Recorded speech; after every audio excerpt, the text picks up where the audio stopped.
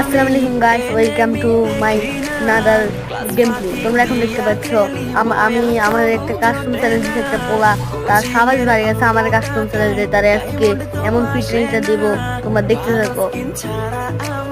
ওয়ানটা ট্রাই করতে চাইছি আর ওয়ানটা আমার ওদিক দিয়ে আসছে। ও ভাই ওয়ানটা সবার খুব খারাপ একদম এমন লবিটা কি বলে আমার যে কবিগুলো বলছে ভাই, আপনার শুনলে অবাক হয়েছে। আমার কাস্টম চ্যালেঞ্জ